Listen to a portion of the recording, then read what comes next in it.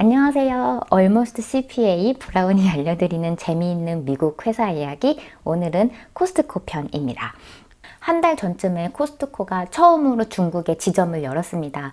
그 상하이에 있는 웨어하우스인데요. 그날 오픈 첫날 어떤 상황이었는지 사진을 보신 적이 혹시 있나요? 사람들이 정말 많이 몰려서 안전상의 이슈로 오픈 첫날에 문을 2시에 닫았어야 됐다고 합니다. 그 정도로 사람들이 많이 몰렸고요. 그것을 이제 월스트리트에서는 그 정도의 반응을 예상을 못했는지 미국에 상장되어 있는 코스트코의 회사 주식 가격은요, 그날 하루 만에 10% 이상 상승을 하게 됩니다. 코스트코는 한국에서도 워낙 존재감이 큰 회사이기 때문에 많은 분들이 코스트코에 대해서 잘 알고 계시는 텐데요. 오늘은 코스트코가 어떤 사업 전략을 가지고 운영을 하고 있는지, 코스트코의 재무제표를 볼 때는 어떠한 지표들을 중점으로 봐야 우리가 회사가 얼마나 잘 운영되고 있는지 알 수 있는지, 그리고 제가 코스트코의 충성 고객으로서, 그리고 미국에서 여기저기 주워들은 지식으로서 코스트코가 가지고 있는 재미있는 전략, 특징들에 대해서 한번 얘기를 해볼 거고요. 그리고 마지막으로는 그럼 과연 코스트코 주식을 사야 되는 것인가 말 것인가에 대한 고찰도 한번 준비를 해보았습니다. 그럼 코스트코에 대해서 하나씩 알아볼게요. 코스트코는 멤버십을 기반으로 하고 있는, 그리고 엄청 큰 창고형 매장으로 판매 단위가 보통은 소매보다는 조금 더 큰 사이즈로 많이 알려져 있습니다. 이게 코스트코는 창고형 매장이잖아요. 그래서 미국에서는 그 코스트코 지점 하나하나를 부를 때 웨어하우스라고 부릅니다. 코스트코의 히스토리에 대해서 간단하게 보면은요, 코스트코는 프라이스 클럽이라는 회사랑 코스트코라는 회사가 합쳐진 회사입니다. 프라이스 클럽은 1976년 실제로 성이 프라이스인 어떤 가족에 의해서 캘리포니아에 있는 샌디에고에서 시작을 했고요. 그리고 코스트코는 1983년 시애틀에서 시작을 했습니다. 1993년에 두 회사가 합병을 하게 되고, 이 프라이스 가족이 다른 회사를 운영하기 위해서 경영진을 떠나면서 97년에 이제 우리가 알고 있는 코스트코가 되었습니다. 재미있는 점은요, 그 프라이스 클럽이 처음으로 있었던 샌디에고 지점은요, 현재도 지금 코스트코의 웨어하우스로 아직도 운영이 되고 있다고 하네요. 그렇다면 코스트코는 몇 개의 지점을 가지고 있을까요? 2019년 7월 기준으로는 776개의 웨어하우스를 가지고 있다고 하네요. 미국에 539개, 캐나다에 100개, 멕시코에 39개, 영국에 28개, 일본에 26개, 그리고 한국에 16개 지점이 있다고 합니다. 제가 인터넷에서 본 바에 의하면요, 그 공간으로 제일 넓은 그 코스트코 지점은 유타주의 솔트레이크 시티에 있는 지점이라고 하고요. 그리고 물건의 볼륨, 물건의 양을 세계에서 가장 많이 파는 지점은 한국의 서울 지점이라고 합니다. 아마도 양재점을 말하는 건 것 같아요. 코스트코가 성공적인 이유는 정말 많은데요. 그냥 기본적으로 비즈니스 모델이 정말 좋고, 그 비즈니스 모델을요, 끝장나게 실천을 잘하는 거, 익스큐션이 정말 좋은 건 것 같아요. 일단 리테일 시장에서 매출을 올릴 수 있는 방법은요, 2가지의 요소의 그 이퀘이션, 공식이라고 보시면 돼요. 첫 번째로는 사람들이 그 매장에 더 자주 찾아오게 만들어야 되고, 그거 곱하기 한 번 왔을 때 배스킷 사이즈를 늘리는 것, 즉 돈을 한 번 왔을 때 더 많이 쓰게 하는 것입니다. 그 2가지를 바탕으로 코스트코가 어떤 전략을 펼치고 있는지에 대해서 한번 알아볼게요. 일단 사람들이 자주 오게 하는 방법입니다. 첫 번째는요, 멤버십이에요. 우리가 다 알고 있듯이 코스트코는 멤버십을 가진 사람만 가서 쇼핑을 할 수 있잖아요. 그런데 그 멤버십 피가 그렇게 싸지가 않아요. 한국에서는 5만 원 정도 했었던 것 같은데요. 미국에서는 60불이고, 그 다음에 이그제큐티브 멤버십이 있는데 그거는 110불인가 120불입니다.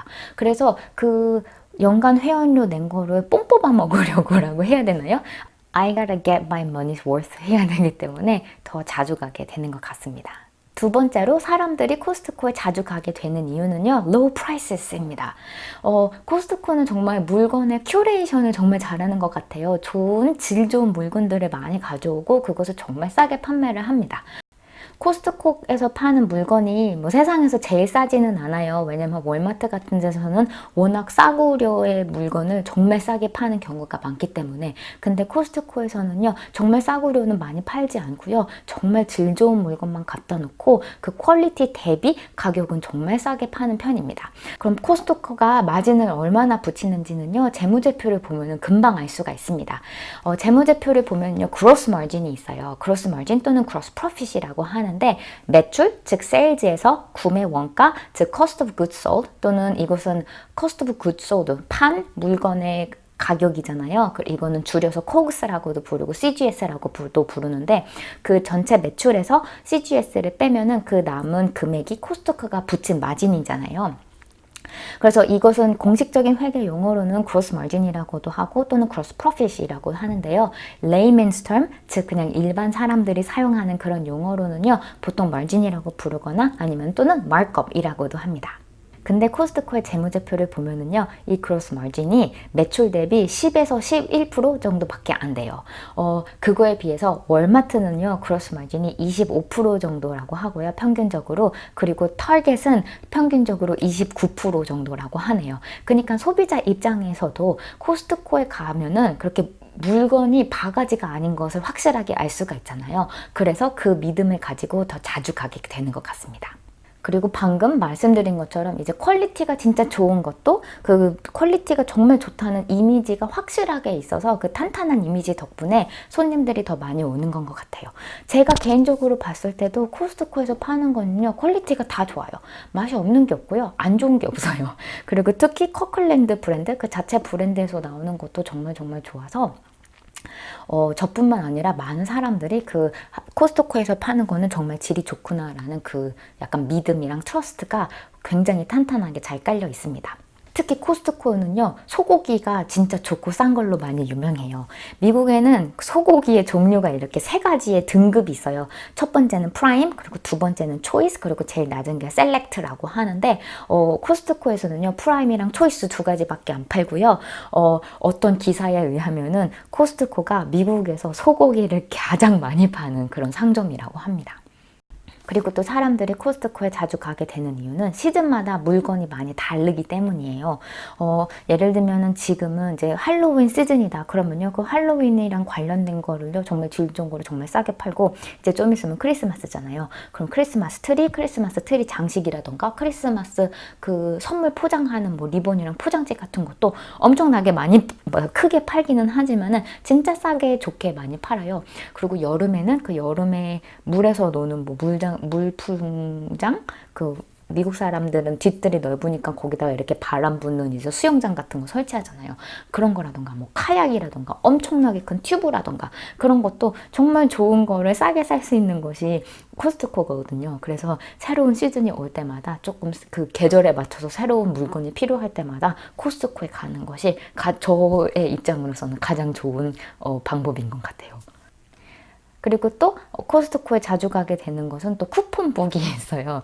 매달 잠재 고객이나 그 원래 기존 회원들한테 쿠폰북을 보내주는데요. 그거의 유효기간이 한 달밖에 안 됩니다. 근데 아까 말씀드린 것처럼 코스트코는 원래 마진도 10%밖에 안 붙이는데 이제 거기서 더 싸게 파는 거잖아요. 그래서 이제 바가지가 거의 전혀 없는 것을 사려면은 그 코스트코의 쿠폰북에 나와서 할인하는 건데, 그래서 그게 한 달에 한 번씩 나오니까 한 달에 한 번씩 그 쿠폰북에 있는 걸 싸게 사기 위해서는 꼭 한 달에 한 번씩 갈 수밖에 없게 되는 것 같아요. 그리고 마지막으로는 이곳은 아마 미국에서만 해당이 되는 것 같은데, 미국에 있는 코스트코 웨어하우스에는요, 거의 대부분 주유소가 항상 딸려 있어요. 근데 주유소가 그리고 기름을 정말 싸게 팝니다. 이게 사실 월마트도 많은 지점에 주유소가 있고, 뭐 크로거 같은 큰 슈퍼마켓 체인도 주유소가 딸려 있는 곳이 많은데요. 그럼에도 불구하고 코스트코가 기름은 정말 동네에서 제일 싸게 팔아요. 그래서 미국 사람들은 출퇴근할 때도 항상 차를 타고 다니고 어디 갈 때 항상 차를 타고 다녀야 되기 때문에 평균적으로 일주일에 한 번 정도 기름을 넣는다고 해요. 그러면은 그 정도로 기름이 이제 생활비에서 차지하는 비중이 크니까 가장 싼 거를 찾게 되고, 그러기 위해서는 코스트코에 가야 되고, 그럼 코스트코 거기에 기름 넣으러 거기까지 갔는데 이왕 온 김에 뭐 물건이라도 뭐라도 사러 가지 뭐, 약간 이런 식으로 그 사람들을 끌고 오게 되는 가장 큰 요소 중에 하나가 주유소라고 합니다.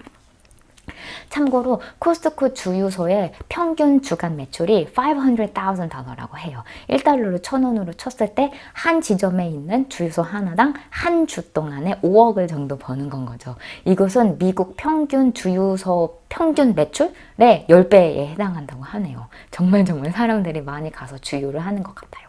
그럼 다음으로는 이제 돈을 많이 쓰게 하는 방법에 대해서 코스트코는 어떤 전략을 취하고 있는지를 한번 알아보겠습니다. 우선 첫 번째로는 모두가 아시다시피 코스트코는 파는 단위가 엄청나게 커요. 보통은 2-3개 정도 묶어 있는 거는 기본으로. 그렇기 때문에 제품 하나당의 가격이 높은 편이기 때문에 그만큼 사람들이 돈을 한번 갔을 때 많이 쓰게 됩니다. 그리고 두 번째 방법은 코스트코는 보통 매장 하나당 SKU 넘버, 즉 SKU는 스톡 키핑 유닛의 줄임말로 SKU라고도 부르는데 보통은 대부분 SKU라고 불러요. 그래서 이것은 바코드 하나가 다른 그 제품의 종류라고 합니다. 그래서 똑같은 종류의 제품은 바코드가 똑같아서 바코드를 찍으면 이제 이름이랑 금액이 똑같이 나오잖아요. 그래서 그 유니크한 그 제품 한 분류 하나를 그 제품 종류 하나를 이제 SKU라고 부르는데 코스트코는 한 매장당 SKU가 3,700개 정도밖에 안 된다고 해요. 이게 얼마나 적은 건지 비교를 하자면 월마트 슈퍼센터랑 비교를 할 수 있는데 엄청나게 큰 월마트 매장에서는요, 보통 140,000, 즉 14만 개 정도의 SKU를 가지고 있다고 하네요. 그거에 비하면 정말 작은 건 거죠. 근데 이게 보통 우리가 마케팅이나 뭐 심리학에서 배웠을 때 사람들은 이제 눈앞에 있는 옵션의 수가 너무 많을 때, 초이스가 너무 많을 때는 그 숫자에 너무 오버whelmed 돼가지고 그 선택을 잘 할 수가 없게 돼서 보통 포기를 많이 한다고 해요. 근데 가장 적정량이 한 2-3개 정도가 이렇게 눈앞에 있으면 그 중에서 하나를 고르는 거는 사람들이 본능적으로 굉장히 잘한다고 하더라고요.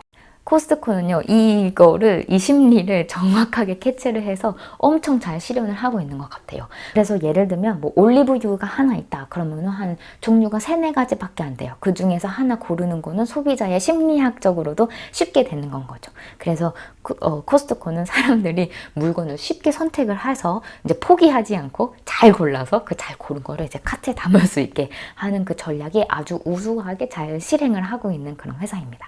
그리고 다음으로는 코스트코가 가지고 있는 다른 성공 요인, 재미난 점들, 특징들에 대해서 한번 모아봤습니다. 첫 번째는 로티서리 치킨입니다. 로티서리 치킨은 피자랑 핫도그와 더불어서 코스트코에서 팔고 있는 엄청나게 싼 것의 전형적인 아이템이고 코스트코가 가지고 있는 로스 리틀 스트래티지의 아주 전형적인 예입니다. 로스 리틀 스트래티지는요, 보통 회사나 상점에서 고객들을 유치를 하기 위해서 몇 가지 아이템만 정말 싸게 파는 거예요. 손해를 보면 에도 불구하고. 그치만은 많은 사람들이 손님들이 매장에 오면은 그것만 싼 것만 사는 게 아니라 이제 다른 것도 사게 되잖아요. 그렇게 손해를 보더라도 몇 가지 물건을 엄청 싸게 하고 그 싼 것을 되게 광고를 열심히 때림으로써 손님을 유치하는 그런 전략을 로스 리더 스트래티지라고 하는데요. 이 로티서리 치킨은 아주 그 전형적인 예입니다. 한국에서도 코스트코 푸드코트에서 파는 거는 진짜 싸고 맛있고 그래서 사람들이 정말 많이 먹잖아요. 미국도 많이 비슷해요. 그래서 핫도그는 1불 50센트에 핫도그랑 음료수까지 같이 주고 그 다음에 피자는 1.99불 그 한 조각을 팝니다. 그리고 로티서리 치킨은 4.99불에 팔고 있는데요. 제가 어떤 팟캐스트에서 코스트코가 그 로티서리 치킨을 잘 만들기 위해서 얼마나 투자를 많이 하는지 얼마나 고군분투를 하고 있는지에 대해서 들어본 적이 있어요. 정말 재미있었는데 그래서 아무튼 그 치킨을 공수해오고 그 로티서리 치킨을 만드는 그 시설이랑 그 프로세스를 스트림라인을 정말 잘하기 위해서 엄청나게 많은 걸 투자를 하고 있다고 하네요. 근데 그 전기구이 통닭에서 나는 냄새 있잖아요. 거기 그래서 코스트코 그 섹션만 지나갈 때마다 저는 이제 정신을 못 차리고 가서 로티서리 치킨을 사게 됩니다. 4.99불인데도 불구하고 그냥 보통 사이즈 치킨을 주거든요. 그래서 저 같은 경우는 그거 혼자 먹으면요. 한 대여섯 끼 먹어요, 그걸로. 그래서 정말 싸게 맛있게 잘 먹을 수 있는 방법이 바로 코스트코의 로티서리 치킨을 사는 겁니다. 그리고 코스트코는요, 서비스가 진짜 끝장나게 좋습니다. 그래서 멤버십 유효 기간이 이제 멤버십을 한번 돈을 내면 1년이 되는 거잖아요. 그 1년에 마지막 날 가서 저 멤버십 취소할 테니까 환불해 주세요 하면은요, 코스트코는 정말 묻고 따지지도 않고 돈 100% 환불 다 해줍니다. 그리고 물건 산 거 리턴을 할 때도요, 그냥 영수증만 가지고 가면은요, 물건에 흠이 있는지, 내가 실제 그 물건을 사용했는데 마음에 안 들어서 가지고 있는지 그런 거 뭐 확인도 안 해요. 리턴은 무조건 해줍니다. 그 정도로 그 고객 서비스가 정말 좋아요. 그리고 코스트코는 고용 및 그 인사, 휴먼 리소시스에 있어서는 정말 전설 같은 존재라고 합니다. 일단 코스트코에서는 직원들이 돈을 정말 잘 받고 직원 복지가 정말 잘 돼 있는 걸로 유명해요. 많은 코스트코의 직원들이 시간당 20불 이상 받고 있다고 합니다. 시간당 20불이면요, 그것을 연봉으로 쳤을 때는 4만 불이 훌쩍 넘는 수치이고, 3만 불이면 1불을 1,000원이라고 쳤을 때 4천만 원 정도 버는 건데, 근데 코스트코에서 일하기 위해서는 대학 나올 필요도 없고 정말 중졸 고졸도 얼마든지 할 수 있는 거잖아요.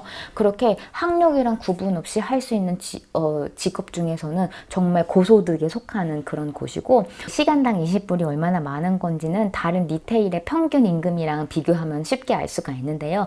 미국에서 보통 평균 리테일 직원들의 임금은 시간당 11불 39센트라고 합니다. 거의 2배 정도 받고 있는 건 거죠, 코스트코 직원들은.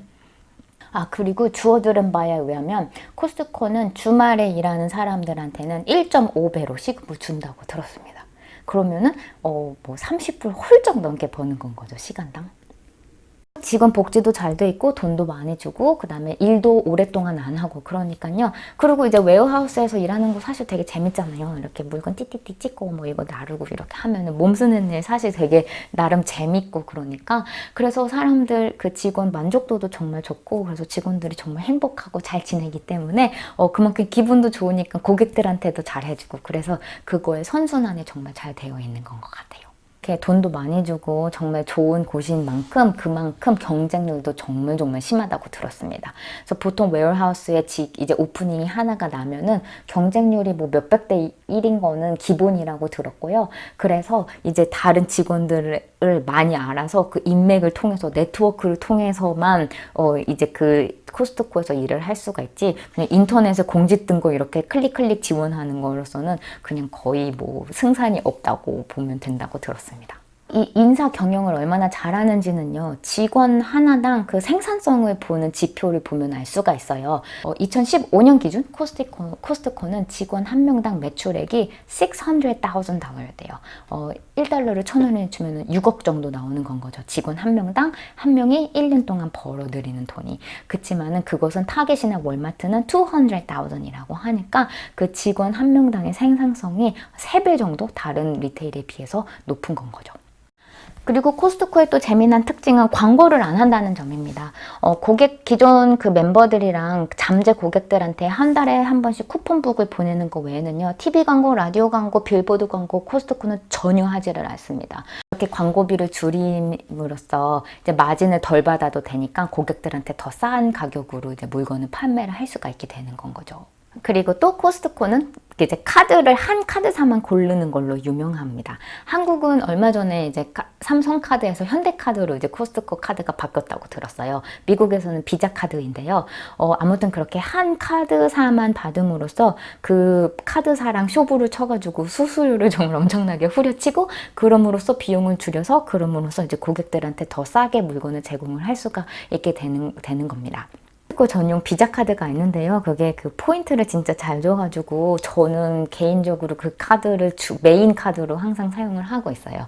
웃긴 게 얼마 전에 회사 사람들 4명이랑 점심을 먹으러 갔는데 같이 간 4명 모두가 똑같이 생긴 회색의 그 코스트코 비자 카드를 쓰고 있었습니다. 그리고 마지막으로 이제 코스트코의 성공 요인 또는 특징으로는요, 이제 문을 일찍 닫는다는 거예요. 많은 그런 리테일 상점들은요, 24시간 운영하는 경우도 많고, 그리고 적어도 아침에 굉장히 문을 일찍 열었다가 뭐 11시, 12시에 문을 닫고 그러는데요. 코스트코는요, 아침 10시에 열었다가 8시에 문을 닫습니다. 심지어 주말에는 더 일찍 닫아요. 그래서 소비자 입장으로서는 조금 불편할 수도 있는데, 회사 입장으로서는요, 인건비도 줄이고 직원들이 일도 좀 덜 하니까 만족도도 높아지고, 그리고 시간당 매출을 어마어마하게 늘릴 수 있는 아주 좋은 방법입니다. 다음은 이제 코스트코의 재무제표를 한번 보겠습니다. 미국에 상장되어 있는 기업들이 공시하는 재무제표를요, 흔히 10K 또는 10Q라고 부릅니다. 연간 보고서는 10K, 그리고 분기마다 나오는 것을 10Q라고 하는데요. 그래서 제가 앞으로 말씀드린 숫자들은요, 10K를 바탕으로 만들어진 거고요. 제가 처음으로 이제 코스트코의 재무제표를 읽으면서 아주 재미난 거를 많이 찾았어요. 그래서 어떤 재미난 것들이 있었는지 한번 얘기를 해드려 보겠습니다. 일단 2018년 회계연도 기준으로 매출이 총 142빌리언 달러였다고 하네요. 1달러를 1000원으로 쳤을 때 다시 한번 142조 정도 나오는 거고요. 이거는 작년 대비 9%가 는 수치입니다. 그리고 코스트코나 월마트 또는 뭐 맥도날드나 스타벅스처럼 실제 소비자가 상점에 들어가서 그 상점을 기본으로 물건을 팔게 되어 있는 회사들의 재무제표를 볼 때는요, 정말 중요한 지표가 바로 comparable sales growth rate입니다. 이 그냥 매출액만 는 것이 중요한 게 아니라 이 comparable sales를 봐야 되는데요. 그럼 comparable sales가 뭐냐? 이것은 조금 회사마다 정의가 다르기는 한데요. 거의 대부분 1년 이상 전부터 존재하고 있는 지점에서 나오는 매출들이 얼마나 늘었는지에 대해서 알려주는 숫자입니다.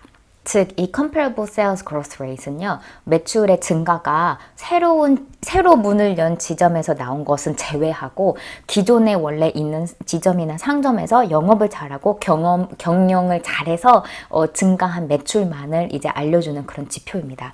피지컬 스토어 로케이션을 기반으로 사업을 하고 있는 회사들은요, 매출을 올릴 수 있는 가장 쉬운 방법이 이제 그 새로운 상점을 새로운 로케이션을 여는 거예요. 새로운 로케이션을 열면요, 지역적으로 이제 손님을 커버할 수 있는 그 커버리지가 훨씬 커질 뿐만 아니라 이제 또 새로 문을 열면 오픈바를 있잖아요. 오픈바로 좀 매출이 늘게 되는 경향이 있는데, 이렇게 무조건 계속 새로운 스토어만 열게 되면은요, 그만큼 매출이 똑같이 증가하지는 않아요. 이제 어느 일정 수준으로 넘어가면은 이제 과점화가 돼서 세츄레이션이 되고 또는 캐니벌라이제이션 이펙트가 발생을 합니다.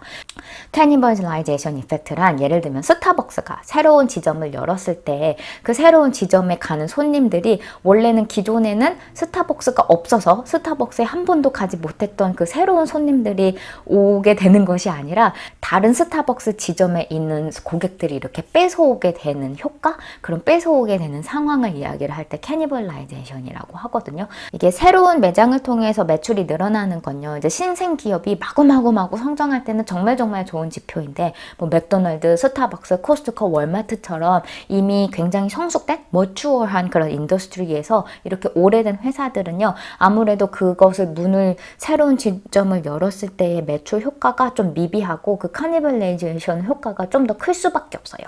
그렇기 때문에 이러한 이미 성숙된 회사들이 정말 얼마나 경영을 잘했는지, 영업을 얼마나 잘했는지를 보기 위해서는요, 오픈바를 뺀 원래 기존의 상점들의 에서의 매출이 얼마나 늘었는지를 보는 것이 굉장히 중요한 지표고요. 이거는 comparable sales라는 이름으로 보통 발표가 되게 됩니다. 이것은 미국의 회계 기준에서 요구하고 있는 정보가 아니기 때문에 그 우리가 흔히 얘기하는 재무제표, 밸런시트, 캐시플로우 스테이트먼트 또는 인컴 스테이트먼트에 있는 것이 아니라요, MD&A라고 매니지먼트 디스커션 앤 어널리시스라는 이제 경영진들이 우리 회사가 어땠어요 하고 자기네들만의 이제 분석을 보여주는 섹션이 있거든요. 보통 그 섹션에서 많이 찾을 수 있는 정보입니다. 아무튼 코스트코는 2018년에 전체 매출이 9% 증가했는데 이 comparable sales도 9%가 증가를 했다고 하네요. 그래서 여기서 시사하는 바는 작년 코스트코는 이제 오픈바 없이 정말 기존의 매장을 정말 열심히 잘 운영을 하고 경영을 정말 잘 함으로써 기존 매장에서 이제 올라간 매출 덕분에 전체 매출이 그만큼 올라간 거라고 볼 수가 있겠습니다. 그리고 제가 또 10K를 보면서 발견한 재밌는 사실은요, 멤버십 리뉴얼 레이트가 또 나와 있더라고요. 이제 멤버십 리뉴얼 레이트는 이제 기존의 고객 충성도를 아주 잘 보여주는 좋은 숫자입니다. 무려 어마어마하게도 코스트코의 리뉴얼 레이트는 90%라고 하네요. 근데 이게 리뉴얼을 정의를 내리는 방법이, 코스트코는 이 정의도 어떻게 내렸는지 그 10K에 나와 있는데, 멤버십 1년 유효기간이 끝나고 9개월 안에 리뉴얼을 한 것을 이제 카운트 한다고 했네요. 그래서 9개월이 제 생각엔 조금 긴 것 같아요. 그래서 정의가 좀 루즈하고 되게 제너러스한 정의이기는 한데 그럼에도 불구하고 90%는 아주 대단한 숫자인 것 같습니다. 전 세계적으로 참고로 코스트코의 멤버의 숫자는 94,300,000 즉 9,430만 명이라고 하네요. 그리고 그 멤버십에서 미국에서는 1년에 60불, 한국에서는 5만 원씩 차지를 하는 그 멤버십 피에서 나오는 매출 자체는 3.1 billion dollars. 1달러를 1,000원으로 쳤을 때 뭐 3.1조에 정도 해당하는 돈이네요. 그래서 인컴 스테이트먼트를 보니까요. 물건을 팔아서 생긴 매출이 138 billion dollars고 멤버십에서 나온 매출이 3 billion dollars여서 전체가 142 billion dollar이네요. 142조가 넘는 돈인 건 거죠. 거기서 이제 물건값이랑 영업 비용을 빼고 남는 영업이익, 영어로는 operating margin 또는 operating profit이라고 하는데요. 그게 4.5 빌리언 정도 나왔습니다. 영업이익률, 즉 이 operating profit을 매출로 나눈 금액, 그래서 매출 중에서 얼마나 영업이익으로 남았는지 그 영업이익률을 보면은요, 그게 3% 정도가 나옵니다. 영업이익률은요, 회사를 평가할 때, 회사를 볼 때 아주 중요한 정보입니다. 왜냐하면은 operating profit은 실제 회사가 주된 사업 내용으로 삼는 그 사업을 영위를 하는 데서 나온 매출과 그 사업을 하기 위해서 쓴 돈을 뺀 그 나머지로가 영업이익이기 때문입니다. 영업이익이랑 비슷한 거는 순이익이 있어요. 순이익은 영어로 net income 또는 net loss라고 하는데 그것은 영업이익에서 뭐 이자 비용이라던가 아니면 세금 낸 거 그리고 다른 기존 그 주된 사업으로 영위하는 것이 아니라 뭐 약간 현금 남아도는 거 투자한 거라던가 아니면은 조금 관계 없는데 어쩌다 보니까 돈을 번 거 아니면은 뭐 회사가 가지고 있던 건물이 있었는데 건물을 팔아가지고 생긴 돈 뭐 그런 그냥 잡다하게 벌어들인 돈이나 잡다하게 쓴 비용이까지 다 친 게 이제 순이익이거든요. 순이익은 예를 들면은 그 캐피털 스트럭처 그 회사가 그 돈을 조달하는 방법이 예를 들면 부채를 많이 조달하는 회사는 이자 비용이 그만큼 많이 나갈 수밖에 없거든요. 그래서 사업은 내용은 똑같이 하더라도 한 회사가 부채의 비중이 더 높으면은 그 순이익은 훨씬 더 낮아질 수밖에 없어요. 영업이익은 똑같더라도. 그래서 그렇게 캐피털 스트럭처의 차이 또는 뭐 그렇게 원타임 익스펜스, 원타임 인베스트먼트 인컴 이런 것들로 많이 넷 인컴은 이제 영향을 받기 때문에 이제 정말 회사가 그 주된 사업을 하는 영업을 정말 잘하는지 그 인더스트리에서 얼마나 뭐 영향력이 있는 리더인지 뭐 그런 것을 볼 때는요 순이익은 그렇게 많이 상관은 없고 보통은 operating profit을 보는 것이 굉장히 중요합니다. 코스트코가 있는 이제 리테일 인더스트리에서는 이제 말겁을 많이 못 붙여요. 왜냐면은 소비자는 정말 그 프라이스 센시티브한 사람들이기 때문에 돈을 너무 비싸게 부르면 잘 안 사거든요. 그래서 이제 매출 대비 오퍼레이팅 프로핏이 좀 낮은 편입니다. 그래서 방금 알려드린 것처럼 코스트코는 3%였는데요. 이것은 다른 회사랑 구분을 했을 때도 좀 낮은 편이에요. 월마트는 4.5% 수준이고 타겟은 7% 수준으로라고 합니다. 근데 아까 처음에 말씀드린 것처럼 그로스 프로핏을 얼마나 남기는지 물건을 산 구매 금액에서 얼마나 마진을 붙여서 판매하는지를 시작을 해보면요. 그 스타팅 포인트를 생각을 해보면은 코스트코는 10%만 붙이는데 뭐 월마트나 타겟은 뭐 25%에서 30% 정도 붙이잖아요. 그 스타팅 포인트가 그만큼 많이 다른데 오퍼레이팅 프로핏은 3%에서 4.5% 또는 7% 정도니까 이제 코스트코가 얼마나 효율적으로 사업을 하고 있는지도 이렇게 다른 회사랑 비교를 해보면 조금 알 수가 있습니다. 참고로 제가 여태까지 계속 코스트코를 타겟이나 월마트를 비교 대상으로 같은 동종 업계에 있는 경쟁 회사로 이야기를 했는데요. 이렇게 같은 동종 업계에 있는 경쟁 회사 이렇게 비교 대상이 되는 회사들은요 보통 영어로 comparables라고 부르거나 또는 industry peers 이런 식으로 부릅니다. 그러면 마지막으로 저는 코스트코의 주식을 추천을 하는 것일까요? 저는 사실 코스트코의 열혈 팬이자 엄청나게 충성적인 고객인데 그리고 주식을 정말 사고 싶은 사람인데요. 주식이 너무 고평가가 되어 있는 것 같아서 지금은 아직 못 사고 타이밍을 기다리고 있는 중입니다. 그 코스트코 주식이 고평가되어 있다고 생각하는 이유는요. 일단 뭐 다른 피어들이랑 비교를 하면 금방 알 수 있는데요. 일단 PE 레이쇼가 너무 높아요. 35이거든요. 근데 그리고 PE 레이쇼는 이제 Price Earning Ratio를 줄임말로 PE 레이쇼라고도 부르고 또는 PER라고도 부릅니다. 이것은 이제 주식 가격이 하나당 얼마이고 그리고 그것을 시중에 나와 있는 주식의 숫자를 두 개를 곱하면은 이제 시가총액이 나오게 되고 이 시가총액은 그 회사의 주식의 전체 가격을 이야기를 하게 됩니다. 그것을 earning 즉 net income으로 나눈 거예요. 그렇기 때문에 price earning ratio라고 부르는 겁니다.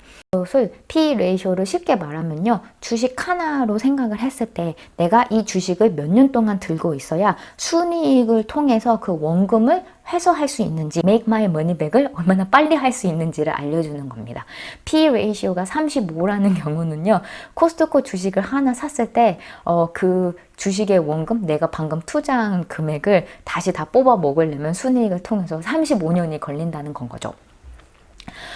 이것을 월마트의 퍼는 26.5이고 그 다음에 타겟사 퍼는 18인 거에 비교하면은요 정말 큰 숫자입니다. 그리고 배당도 많이 안 해줘요. 코스트코의 배당률은 1%도 안 되는데 월마트는 2.17% 그리고 타겟은 3.5%나 된다고 하네요. 이렇게 배당도 많이 안 주고 다른 회사들도 지금 월마트나 타겟도 정말 잘하고 있거든요. 심지어 타겟은 얼마 전에 새로운 분기의 실적을 보고를 했는데 그 시장의 expectation보다 훨씬 높았어요. 그래서 그 분기 발표한 날 하루 만에 그날 하룻밤에 막 한 10몇 프로가 주식 가격이 껑충 뛰었거든요. 그 껑충 뛴 주식 가격이 포함이 돼 있는 것도 지금 PE 레이쇼가 18이에요. 그런 거에 비하면은 이제 코스트코가 주식이 얼마나 좀 고평가되어 있는지를 알 수 있는 것 같아요.